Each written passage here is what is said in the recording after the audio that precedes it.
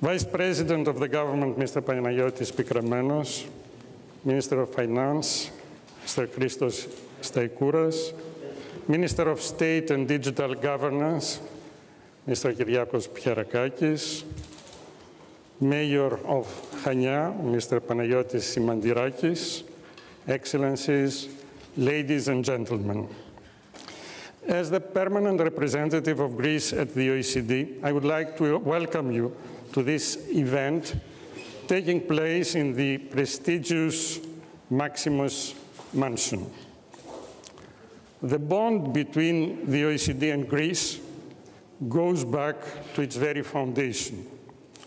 The OEEC, the Organization for European Economic Cooperation, the organization of the Marshall Plan, to whom Greece owes so much, was transformed into the OECD in 1961. One of the four wise men instrumental in this decision was Xenophones Zolotes. We have been an active part of the OECD historical adventure since its very beginning. Today's ceremony confirms, consolidates, and extends this bond. It is a double event. Soon, Mr. Secretary General, dear Mathias, you will launch the Greece Economic Survey, an event which takes place every 2 years and which is much expected by the economic circles in Greece and abroad. Before that launch, another important event took place. An OECD center was founded in Greece by the signing, in front of the Prime Minister, of an agreement by the Secretary General of the OECD and ministers Christos Staikouras and Kyriakos. The center is named after Crete, the island on which a major international conference will take place every year. This center will promote our understanding and policies on population issues. It will be added to the diverse group of about 20 OECD centers in the world. What is an OECD center? According to the OECD rules and regulations, and I quote, it is any physical installation of a stable nature situated outside the headquarters of the OECD and characterized within the framework of the program of work and budget by one or more of the following elements: partial or total financing through the budget of the OECD, recruitment of OECD staff members to be located at the entity, and or use of the name or logo of the OECD as part of their identity. Mr. Prime Minister, you proposed the creation of such an OECD center to the Secretary General of the OECD a year and a half ago. Under the leadership of the Vice Presidency, Mr. Pikramenos, and with the support of the Ministries of Finance, of Digital Governance, and of Foreign Affairs, we embarked to the effort to obtain the agreement of all 38 member countries of the OECD. Mr. Secretary General, once you were convinced about the validity of our project, your advice and support have been instrumental to our success. We are very grateful to you personally, as well as to your team. Today, the signature of the legal documents that define the terms and the rules of functioning of the OECD Crete Population Center has been completed. It is a historic day. I have the great honor to ask you, Your Excellency, Mr. Prime Minister, to take the floor. Thank you, George. Κύριε Γενική Γραμματέα του ΟΟΣΑ, αγαπητέ Ματίας, κύριε Αντιπρόεδρε, κύριοι Υπουργοί, κύριε Υφυπουργέ, αγαπητέ Δήμαρχε Χανίων, αγαπητέ Ματία, σε καλωσορίζω και πάλι στην Αθήνα. Πριν από 18 μήνες θυμάμαι ότι μας τιμήσατε επιλέγοντας την Ελλάδα για την πρώτη επίσημη διμερή επίσκεψή σας αμέσως μετά την ανάληψη των καθηκόντων σας. Ήταν τότε που συζητήσαμε για πρώτη φορά την ιδέα να ιδρυθεί στην Ελλάδα, στην Κρήτη, ένα διεθνές ερευνητικό κέντρο του ΟΟΣΑ για την παγκόσμια δημογραφική πρόκληση και τα φλέγοντα ζητήματα των μετακινήσεων των πληθυσμών. Μεσολάβησε από τότε η συστηματική συνεργασία του οργανισμού με την ελληνική ομάδα υπό την καθοδήγηση του Αντιπροέδρου της Κυβέρνησης, του κ. Πικραμένου, και τα πορίσματά της τα εξετάσαμε από κοινού τον περασμένο Απρίλιο στο Φόρουμ των Δελφών και έτσι είχαμε την ευκαιρία πριν από λίγο να υπογράψουμε και επίσημα την έναρξη αυτής της εξαιρετικά σημαντικής πρωτοβουλίας και για την πατρίδα μας, αλλά και πιστεύω για τον ΟΟΣΑ.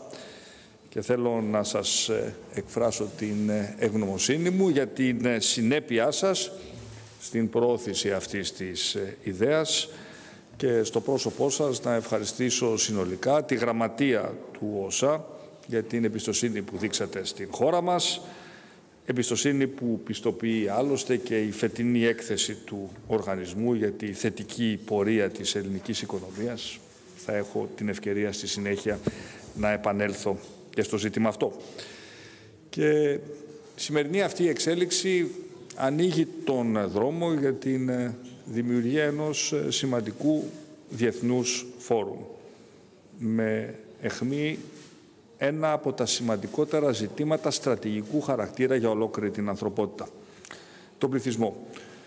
Ενώ η έδρα του στην πατρίδα μας και το όνομα του κέντρου που θα φέρει το όνομα της Κρήτης σηματοδοτεί και την υπερεθνική εμβέλειά του, καθώς βρίσκεται στην καρδιά της Μεσογείου ανάμεσα σε 3 υπήρους. Επιπλέον, το πολύ σημαντικό μνημόνιο, το οποίο υπογράφηκε χθες ανάμεσα στο Δήμο Χανίων και στο Οικονομικό Φόρουμ των Δελφών, οπλίζουν με πρόσθετες οργανωτικές ικανότητες το νέο αυτό ερευνητικό κέντρο, ώστε αυτός ο μοναδικός, ιστορικός και γεωγραφικός συμβολισμός του να συνδυάζεται στο εξής με την παραγωγή χρήσιμου χειροπιαστού έργου για ολόκληρο τον πλανήτη. Γιατί σε έναν τόσο διασυνδεδεμένο κόσμο, οι οικονομίες των χωρών δεν μπορούν να αντιμετωπίζονται πλέον ανεξάρτητα από τους πληθυσμούς τους. Ούτε και οι ισορροπίες των κοινωνιών, μακριά από τις δημογραφικές διακυμάνσεις και τις μεγάλες πιέσεις για μετακινήσεις πληθυσμών. Πολύ περισσότερο όταν σε αυτήν την σύνθετη εξίθωση προστίθενται συνέχεια νέοι παράμετροι. Μας το δηλώνουν εμφατικά άλλωστε όσα πρωτόγνωρα βιώσαμε: οικονομική κρίση, η ραγδαία κλιματική μεταβολή, πανδημία του κορονοϊού, η ενεργειακή έκρηξη, ο πόλεμος με την παράνομη εισβολή της Ρωσίας στην Ουκρανία, μεγάλες μετακινήσεις πληθυσμών, πολλές εκ των οποίων έχουν την αιτία τους είτε στην κλιματική αλλαγή, είτε σε συγκρούσεις, σε πολεμικές συγκρούσεις σε άλλες υπήρους, είτε στα μεγάλα ζητήματα της παγκόσμιας οικονομικής ανισότητας. Όλα αυτά είναι τεράστιες νέες προκλήσεις, νέα στοιχήματα, τα οποία θέτουν η εποχή και ο πολιτισμός μας. Και ακριβώς όλα αυτά καλείται τώρα να τα εξετάσει, να τα ερευνά αυτό το κέντρο της Κρήτης, όχι μόνο καταγράφοντας εξελίξεις σε αριθμούς, αλλά και ανιχνεύοντας λύσεις για τη σύγκληση των οικονομιών και των κοινωνιών που θα βασίζονται στην συνεργασία. Άλλωστε αυτός είναι και ο σκοπός που δηλώνει και ο ίδιος ο τίτλος του ΟΟΣΑ. Συνεργασία για την κοινή ανάπτυξη. Και επιτρέψτε μου να κλείσω αυτή τη σύντομη εισαγωγή μου επαναλαμβάνοντας ότι δεν θα μπορούσε, πιστεύω, αγαπητέ Ματίας, να επιλεγεί καλύτερος τόπος για την μελέτη των πληθυσμών από την Ελλάδα. Είναι μια χώρα καταρχάς με μεγάλη μεταναστευτική εμπειρία. Ας μην ξεχνάμε ότι πριν από 100 χρόνια, το 1922, υποδέχθηκε η ίδια παραπάνω από 1 εκατομμύριο Έλληνες από την Ανατολή, για να αποκτήσει η ίδια στη συνέχεια μια τεράστια διασπορά σε κάθε γωνιά του κόσμου.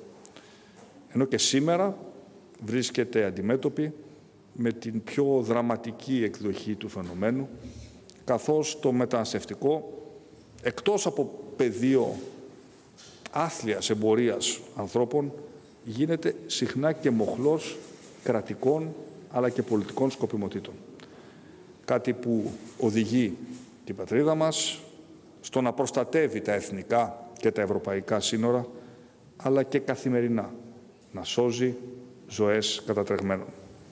Και ειδικά η Κρήτη, ο τόπος μου, τα Χανιά, η πόλη μου, είναι ένα διαχρονικό σταυροδρόμι συνάντησης ανθρώπων και πολιτισμών, αλλά και ένα διαρκές εργαστήριο ιδεών, με ιστορία, με ανθρωποκεντρικό πολιτισμό που χάνεται στα βάθη των αιώνων, που όμως μπορούν να δίνουν, πιστεύω, έναν πνευματικό τόνο σε κάθε μονοδιάστατη, οικονομική ή τεχνοκρατική προσέγγιση. Και να γιατί, αγαπητέ Ματίας, η σημερινή πρωτοβουλία είναι πράγματι μοναδική και για την Ελλάδα και για τον ΟΟΣΑ. Welcome again to Greece, dear Mathias, and allow me to give you the floor. Well, thank you very much, dear Prime Minister, dear Deputy Prime Minister, Ministers, Ambassador Prevlakis, and indeed, dear Mayor of Chania. Colleagues, friends all, it's great to be back in Athens, to have the opportunity to discuss with you, Prime Minister, and some of your colleagues, the many challenges and opportunities in front of us, and how best to respond to them, to put Greece and countries across the OECD and around the world on the best possible foundation and trajectory for the future. As the Ambassador has mentioned, today we meet for two important reasons. Firstly, the signature of the Memorandum of Understanding to establish the OECD Population Center in Crete, and also the launch of the 2023 Economic Survey of Greece. Turning to the establishment of the OECD Population Center in Crete first. Prime Minister, thank you so much to you and to your government for your commitment to this fantastic future-focused initiative. And thank you also to the municipality of Chania in Crete and to the Delphi Economic Forum for their support as two invaluable partners in this project. The creation of this center for the OECD is a major step towards better understanding some of the complex linkages between population dynamics, migration, and economic and social developments. The intention is for the center to serve as a hub for capacity development, peer-to-peer learning, and indeed high-level policy dialogue. It will expand the OECD's cross-country work, data and analysis on the relationship between population and economic challenges across 6 policy areas in particular. The economic, social and political causes and consequences of intergenerational issues and their implications for childhood, youth and aging populations, the labour markets and economic development and growth, the promotion of economic development in lower income countries with a rapidly growing population, the improvement of migration management, including the linkages between development cooperation and migration policies, the efficient and effective integration of immigrants and the safe reinstallation of refugees, and the empowerment of diasporas to promote economic and social change in both origin and destination countries, as well as the understanding of the impacts of demographic change at the sub-national level. The Centre's activities will build on 2 main pillars: the Digital Observatory of Population Dynamics, which will monitor the changing composition and distribution of the world's population, and the annual Crete Conference for Dialogue on Population, which will seek to promote dialogue and understanding of different population and migration challenges and opportunities. The Centre will also support policy implementation and advice through educational, training and research activities. To advance its work, the Centre will convene various stakeholders, including national and local governments, international organizations, the private sector, civil society, academia, as well as relevant think tanks. The creation of this centre clearly comes at an important time in our shared history. The world is facing highly unbalanced demographic prospects. In most advanced economies, populations are aging rapidly. At least 1 in 10 people will be 80 and over in nearly half of our current 38 member countries by 2050. In Greece, as in many other countries across the OECD, the working age population is expected to shrink by at least 1/3 by 2060. Population aging-related reductions in workforce participation are a drag on productivity and growth and consequently government revenues. And this at a time when public spending on pensions, health and social services to cater for an aging population will continue to increase. Population aging is a structural challenge for many advanced economies around the world with far-reaching implications for growth, productivity, the labour market and for intergenerational equity. We need to develop and implement reforms to optimise growth and opportunities in the context of an ageing population. Boosting workforce participation by younger, older and female workers has to be part of the answer. Ensuring education and skills development caters for both our youth and through a commitment to lifelong learning and skills development our older people. We need to pursue those improvements while both taking into account and leveraging the major labour market transformations associated with the digital and green transformation of our economies, which is happening at the same time. At the OECD, we have already started developing recommendations to address these challenges. For instance, the recommendation on ageing and employment policies, which focuses on strengthening incentives for working at an older age, encouraging employers to retain and hire older workers, and promoting the employability of workers throughout their working lives.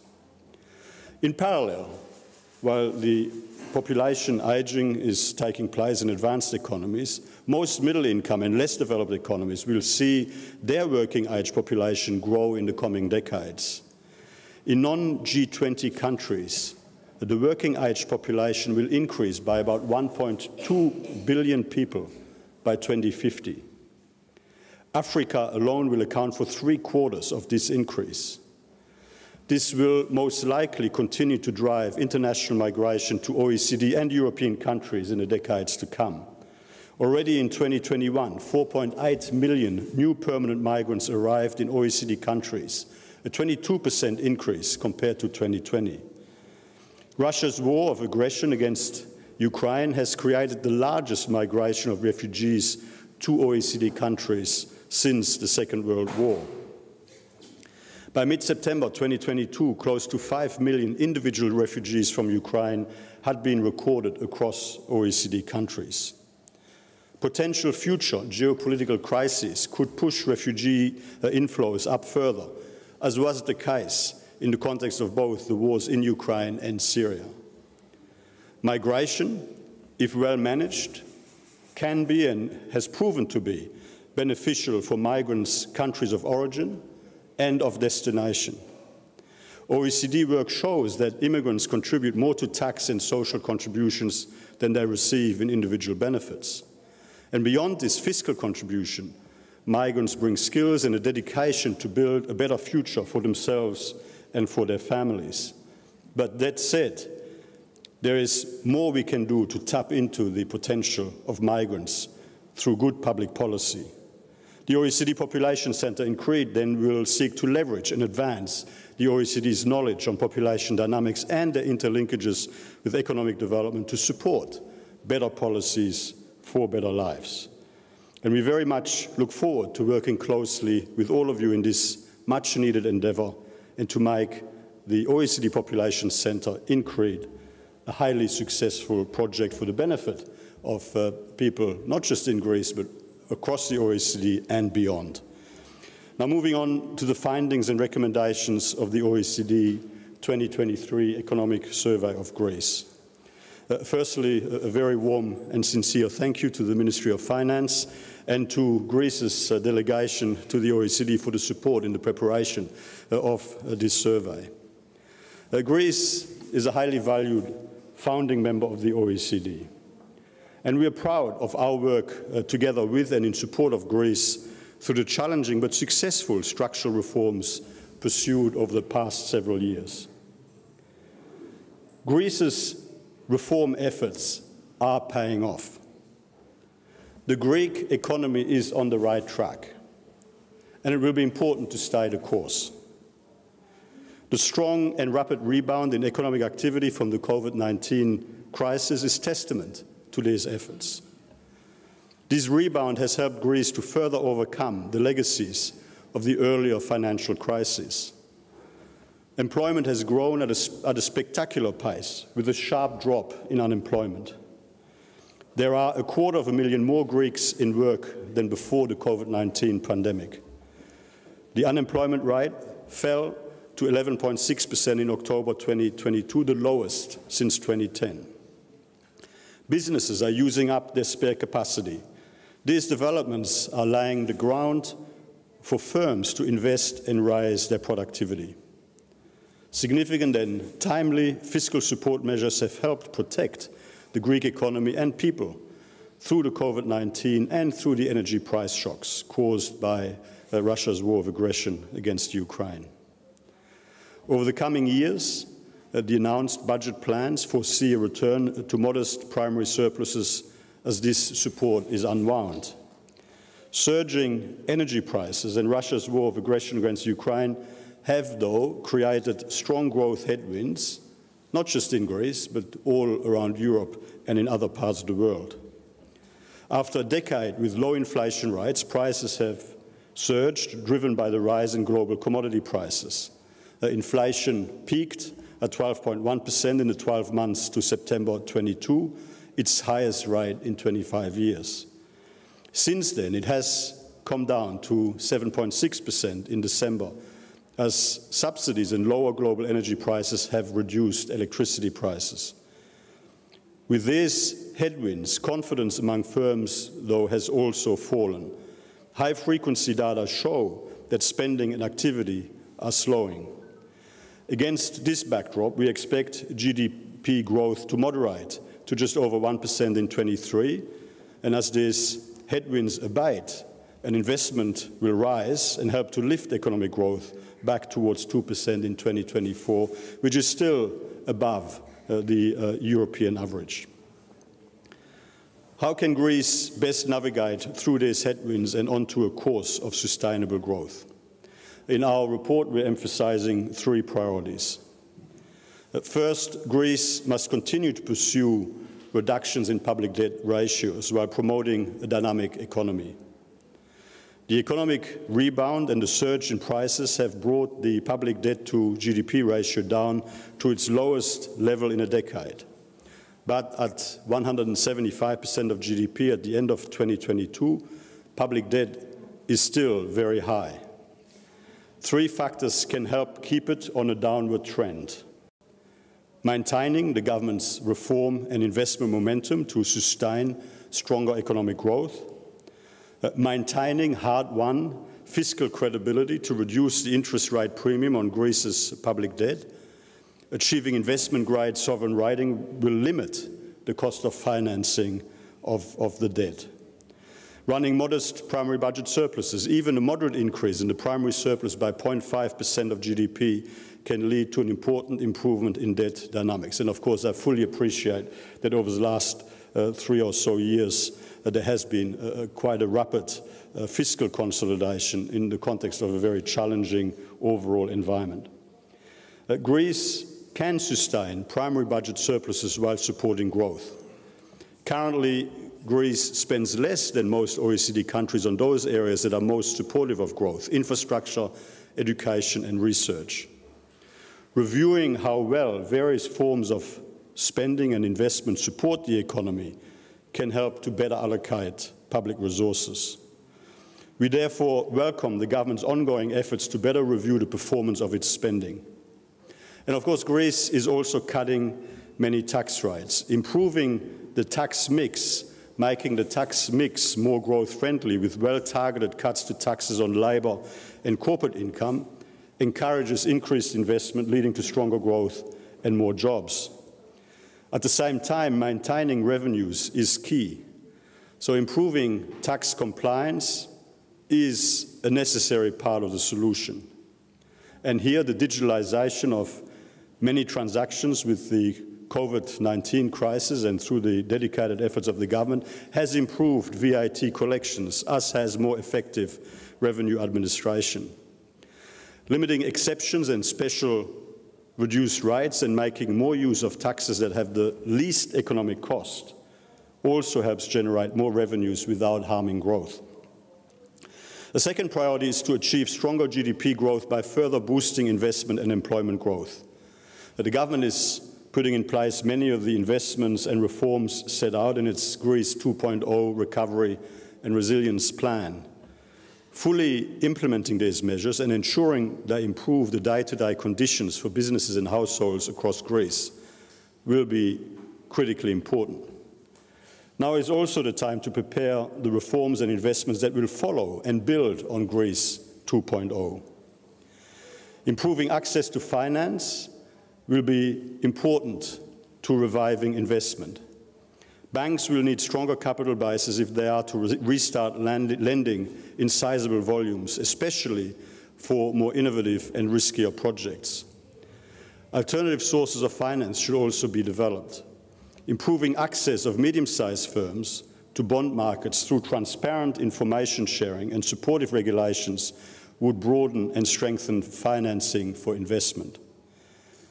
A high share of firms in Greece remain very small. Ensuring markets are competitive can help more dynamic and productive firms to expand, as does minimizing unnecessary regulatory burdens. Interactions with the public sector in Greece are becoming much more straightforward, more efficient, with great strides in the digital transformation of Greece's public administration. The justice system also needs to embrace this broader progress and reform momentum. Civil and commercial litigation in Greece takes too long to resolve. The backlog of pending cases means some current cases are only scheduled to start trial in 2026 and are then expected to take several years to resolve. These delays are despite a justice system in Greece which is comparatively better resourced than that in most other OECD countries. Extending the same reforms that are improving the efficiency of the broader public services through the systematic application of digitalization and the review and streamlining of processes could help improve the performance and efficiency of Greece's justice sector too. More women have moved into work, and the gap in employment rates between men and women has narrowed. Since before the COVID crisis, the share of adult women in work has risen by 4 percentage points to 51%, though it is still 19% below the male participation rate, and it is still well below the OECD average of about 62%. So there is further opportunity for improvement there. Government measures to drive further progress by expanding access to high-quality childcare, support for caring for elderly relatives, or extending leave to new fathers, for example, are very welcome steps in the right direction. Encouraging workplaces to adopt more flexible work arrangements, building on the lessons of the COVID-19 pandemic, can also help close the gap further. For adults, more opportunities to engage in upskilling and reskilling programs can help raise employment and workers' willingness to seize the emerging opportunities. The third priority is ensuring the recovery is sustainable in the face of a changing climate. Greece has cut its greenhouse gas emissions by almost half from their peak in 2007, setting it on a course to its goal of achieving a 55% reduction from 1990 levels by 2030 and to become a net zero emission economy by 2050. But Greece still produces more greenhouse gas emissions per unit of GDP output than most other OECD countries. A mix of policy tools will be needed to continue the transition to net zero. Part of the solution is to price emissions. Greece already does this for much of its emissions, but the price is not consistent for different emitters or sources of emissions, and consistent price signals, though, help businesses and households find the lowest cost ways of cutting their emissions.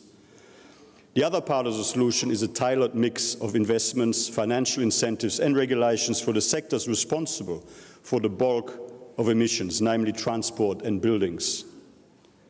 Reducing emissions from road transport is a particular challenge. Greece's car fleet is old and most vehicles purchased are second-hand. Relying on the shift to no-emission vehicles is likely to take a long time. Taking traffic off the roads should be part of the solution. And Greece, at this point, is making less use of its railway network than other European countries. Relatively modest investments, we believe, can help shift modes of transport. Similarly, buildings are comparatively poorly insulated and are a major source of greenhouse gas emissions. A relatively large share of the population cannot adequately heat their home, adding pressures on households at a time when energy prices are high. Expanding home renovation programs, incentivizing the private sector to take action by laying out a clear timetable for tightening energy efficiency standards can help drive progress. All of these measures change the relative cost of what households consume, and they mean a loss of purchasing power, especially for the lowest income households. But according to our estimates, revenues from a consistent emission price that is high enough to materially cut emissions would be sufficient to compensate low-income households. The climate is already changing in Greece, as evidenced by the increase in wildfires and winter storms in recent years. And so far, much of the cost of these disasters have been borne by the public purse. Expanding property insurance at affordable premiums would allow a sharing of costs and better protect people from the effects of a changing climate. Requiring insurance can encourage private investors to minimize their exposure to climate risks, and it can provide faster access to support if or when a disaster strikes. In closing, Greece's policy response to the COVID-19 pandemic has secured a strong and a rapid recovery. The Greece 2.0 recovery plan is already laying the foundations to optimize Greece's ability to tackle future challenges and to seize all of the future opportunities in front of you. Ensuring the effective implementation of this ambitious reform and investment agenda will help to improve the investment climate and public services for businesses, workers and households. And as population size, growth, age, structure and geographic distribution continues to influence and shape our economies, we look forward to the Crete Centre's insights about how to best optimize the benefits and address these implications.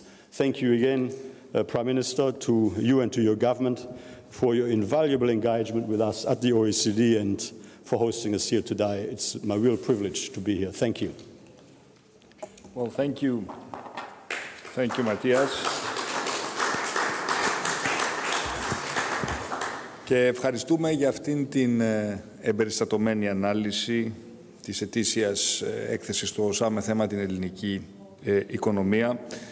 Επισημάνατε σωστά εξ αρχής ότι το 2022 ήταν ένα εξαιρετικά δύσκολο έτος, το οποίο σφραγίστηκε από την παγκόσμια ενεργειακή κρίση και το πληθωριστικό σοκ, το οποίο προκάλεσε η απρόκλητη εισβολή της Ρωσίας στην Ουκρανία. Ένα ενεργειακό και πληθωριστικό σοκ, το οποίο σας διαβεβαιώνω ότι το αισθάνθηκαν πολύ πιο έντονα οι ευρωπαϊκές χώρες, μέλη του οργανισμού. Και αυτό φυσικά σε συνέχεια της πανδημίας του COVID-19, αλλά θα έλεγα και μέσω ειδικών προκλήσεων που αφορούν τη χώρα μου. Αναφέρομαι και στις μεγάλες δυσκολίες της οικονομικής ανάταξης, ύστερα από μια μακρά περίοδο καθήλωσης, όπως βέβαια και τις ιδιαίτερες προκλήσεις που συνδέονται με την γειτονιά μας, την Ανατολική Μεσόγειο και την συμπεριφορά της γειτονικής μας Τουρκίας. Είναι συνεπώς αξιοσημείωτο το συμπέρασμα της έκθεσης ότι στη διάρκεια αυτών των εξαιρετικά ταραγμένων καιρών, αυτής της ταραγμένης περίοδου, η εθνική οικονομία, η ελληνική οικονομία ξεπέρασε τις προσδοκίες και τις ίδιες τις προβλέψεις που είχε κάνει ο οργανισμός. Αποδείχθηκε σε πολλά μέτωπα η θετική έκπληξη της Ευρώπης. Να θυμίσω ότι το 2021 πετύχαμε ανάπτυξη ύψους 8,4%, υπερδιπλάσιο των αρχικών προβλέψεων, τον τρίτο υψηλότερο στην Ευρωζώνη. Το 2022 το ποσοστό αυτό εκτιμάται ότι θα ξεπεράσει το 5,5%, πάλι σχεδόν διπλάσιο του ευρωπαϊκού μέσου όρου. Και η δικιά μας εκτίμηση για το 2023 είναι ότι η ανάπτυξη θα είναι κοντύτερα στο 2% παρά στο 1%. Ένα ποσοστό το οποίο, εφόσον επιβεβαιωθεί και πάλι, θα είναι τριπλάσιο του ευρωπαϊκού μέσου όρου. Όλα αυτά συμβαίνουν την ίδια ώρα που, όπως είπατε, η ανεργία υποχωρεί και υποχωρεί πολύ γρήγορα.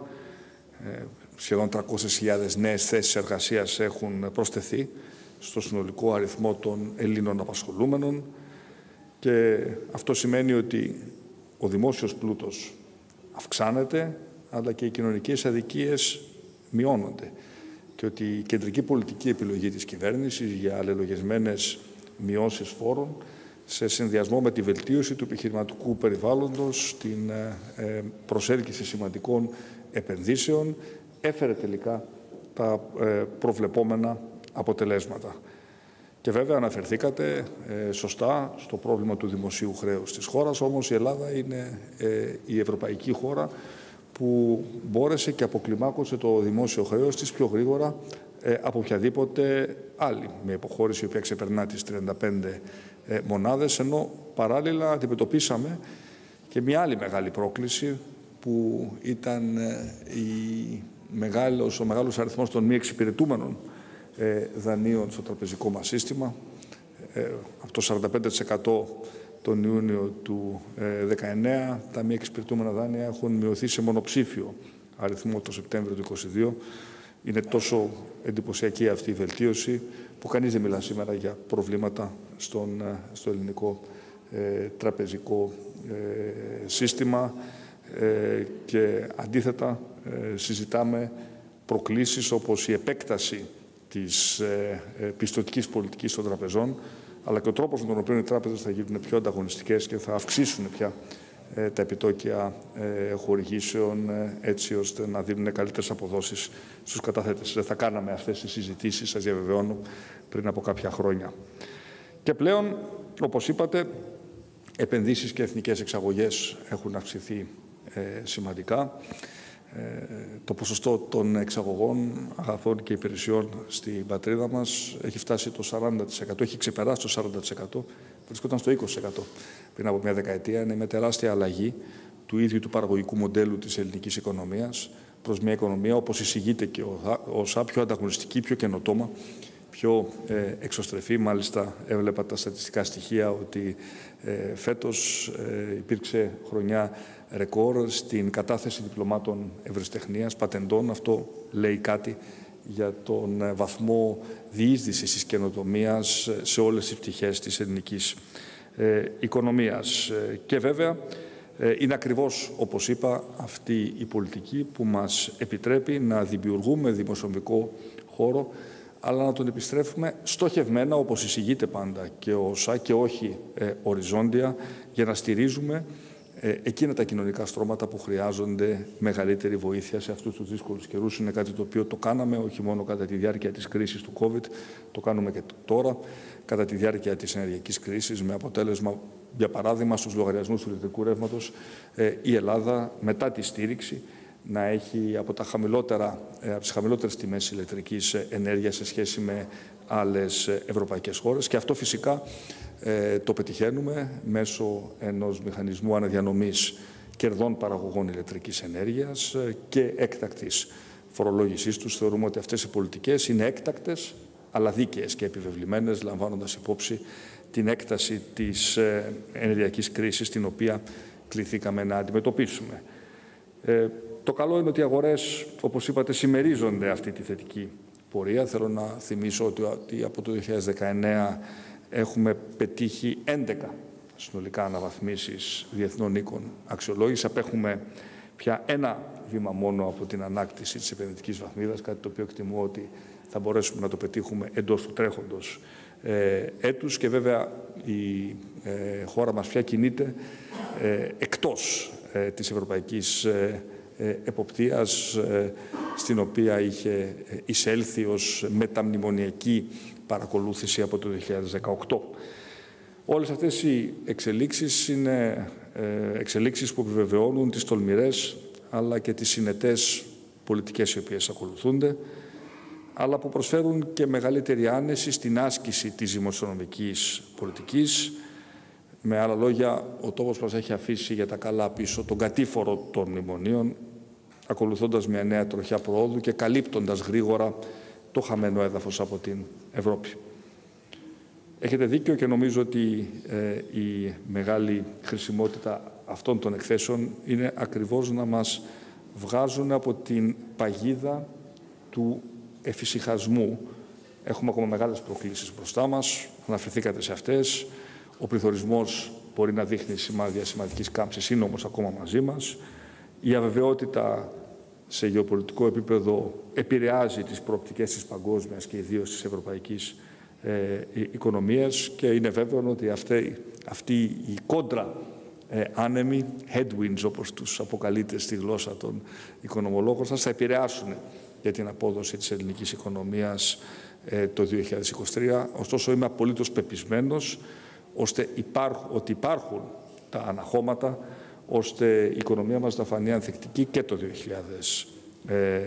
2023, συνεχιζόμενη ανάπτυξη από τις επενδύσεις ή ακόμα υψηλές καταθέσεις, η διαρκώς μειούμενη πορεία του δημοσίου χρέους, αλλά και οι σημαντικοί πόροι του Ταμείου Ανάκαμψης, αλλά και των υπόλοιπων ευρωπαϊκών χρηματοδοτικών εργαλείων είναι σημαντικά αναχώματα απέναντι στις εξωγενείς κρίσεις που καλούμαστε να διαχειριστούμε. Αλλά το σημαντικότερο όπλο της πατρίδας μας είναι ότι είμαστε απολύτως διατεθειμένοι να προχωρήσουμε στο δρόμο ο οποίος έχει αποδείξει ότι φέρνει αποτελέσματα με σταθερότητα, με συνέπεια και με συνέχεια. Με τη συστράτευση της πολιτείας και των πολιτών πετύχαμε πολλά αυτά τα 3,5 χρόνια, όμως, όπως επισημαίνει και η έκθεση, μπορούν να γίνουν και πρέπει να γίνουν πολλά περισσότερα. Από αυτά τα οποία αναφέρατε, ξεχωρίζω τις μεγάλες μεταρρυθμίσεις, αλλά και τις επενδύσεις που είναι ήδη εντεταγμένες στο Ταμείο Ανάκαμψης, αλλά και την έμφαση που αποδίδει και σωστά κατά την άποψή μου η έκθεσή σας, την ανάγκη να υπάρξει περαιτέρω επιτάχυνση στην απονομή της δικαιοσύνης, εφόσον οι Έλληνες πολίτες μας εμπιστευτούν και πάλι για μια δεύτερη τετραετία. Η μεταρρύθμιση της δικαιοσύνης θα αποτελέσει κεντρική πολιτική μας προτεραιότητα και φυσικά θα συνεχίσουμε τον αγώνα για την διεύρυνση της φορολογικής βάσης. Έχουμε κάνει πολύ σημαντικά βήματα στην ψηφιοποίηση των συναλλαγών και με αυτόν τον τρόπο μειώνουμε την φοροδιαφυγή και την εισφοροδιαφυγή. Και βέβαια θα εξακολουθούμε να κινούμαστε πολύ γρήγορα στον αδιαπραγμάτευτο στόχο της πράσινης μετάβασης. Η Ελλάδα είναι ήδη μια χώρα πρωταγωνίστρια στις ανανεώσιμες πηγές ενέργειας. Γίνεται όμως ταυτόχρονα και κόμβος μεταφοράς υγροποιημένου φυσικού αερίου. Αύριο θα γίνει κόμβος μεταφοράς ηλεκτρικού ρεύματος από τον ήλιο της Αφρικής προς την υπόλοιπη Ευρώπη. Και για εμάς όλες οι αναπτυξιακές πολιτικές μας πρέπει και οφείλουν να έχουν και πράσινη και ψηφιακή διάσταση. Είναι οι δύο πολιτικές που οριζόντια διατρέχουν ολόκληρο το κυβερνητικό μας σχέδιο για την Ελλάδα του 2030.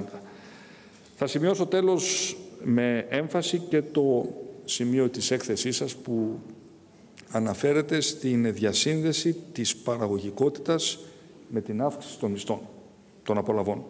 Πράγματι, το έχουμε πει πολλές φορές, Η μισή στη χώρα μας είναι ακόμα χαμηλή.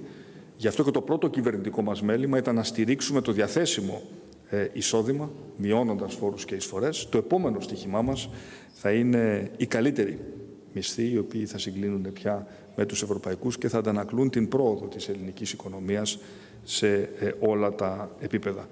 Και όλα αυτά φυσικά θα γίνουν πάντα στο πλαίσιο μιας ολοκληρωμένης κοινωνικής πολιτικής που θα πλαισιώνεται από προσιτή στέγη, ιδίως για τη νέα γενιά, από ένα σύστημα δημόσιας υγείας με αξιοπρεπή φροντίδα για όλους και με πολιτικές, και χαίρομαι που το αναφέρατε, ενεργούς γύρανσης, διότι ένα από τα αντικείμενα που θα μελετήσει το νέο κέντρο του ΟΟΣΑ στην Κρήτη θα αφορά ακριβώς αυτές τις παγκόσμιες ανισορροπίες μεταξύ ανεπτυγμένων κοινωνιών που γερνούν πολύ γρήγορα και αναπτυσσόμενων κοινωνιών που αυτή τη στιγμή προσφέρουν στο παγκόσμιο εργατικό δυναμικό εκατοντάδες εκατομμύρια ανθρώπων, οι οποίοι και αυτοί θα αναζητούν το δικαίωμα στην ατομική και στην συλλογική προκοπή.